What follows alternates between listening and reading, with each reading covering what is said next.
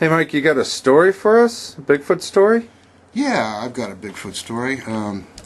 This was told to me a couple of years ago. As a matter of fact, we have it on video, and one of these days I'll get that up on the website.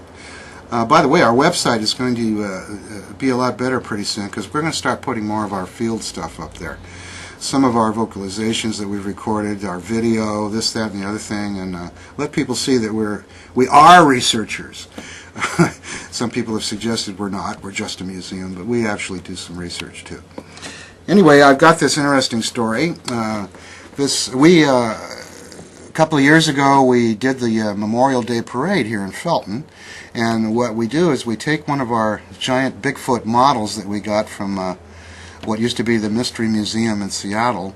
We have it here in a little diorama out in the shed behind the museum. That's a 9.5-foot tall Bigfoot. Well, we take that Bigfoot and we stick it in the minivan. I have a minivan, and we let the feet stick out the back. We open the doors so you can see inside, and you can see the Bigfoot sitting inside there.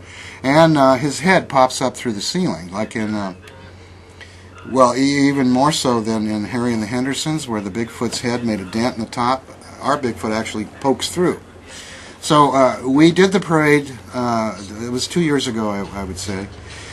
We did the parade, and then after the parade they have a little carnival that goes on over in a park near the Felton Covered Bridge. It's a nice place. So we went over there and we brought the Bigfoot van and parked it there so people could come up and take a look, you know. And boy, people walk right up to the van and say, "Wow, is that head really poking through the top?" And they'd look inside and they still couldn't tell that it wasn't poking through the top. Pretty good special effects, but anyway.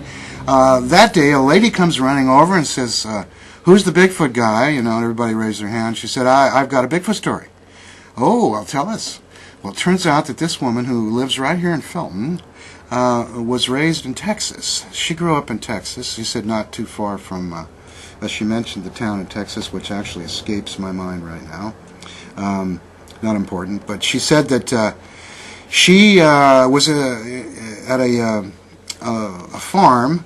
The house was in a rural area in Texas, near some pretty thick woods, and they were having a family reunion there. So a lot of family members had shown up for this weekend event, and there were lots of cars parked outside, and they had people sleeping everywhere because of people staying over. And she said that she, who was about 7 or 8 years old at the time, and the other kids were put on mattresses on the floor down the hallway. So there was a long hall that went down the center of the house, and she was right at the end near the living room area. And it was in the summertime, and it was warm. So the front door of the house was open. There was just a screen door there.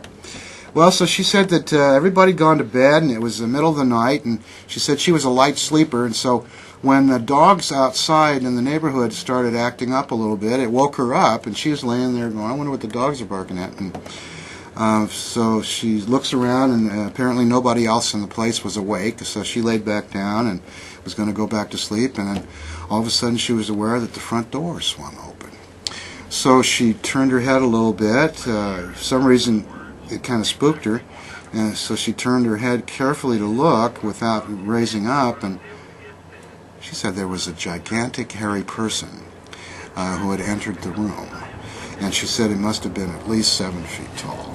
And she said this being came in and it walked around the living room a little bit, and then it walked down the hall right past her, turned around, came back out again, and then went back outside. And she said the whole time she was laying there in abject horror and fear, but didn't want to say anything. And she said everybody else was snoring away, and nobody was even aware that this was going on.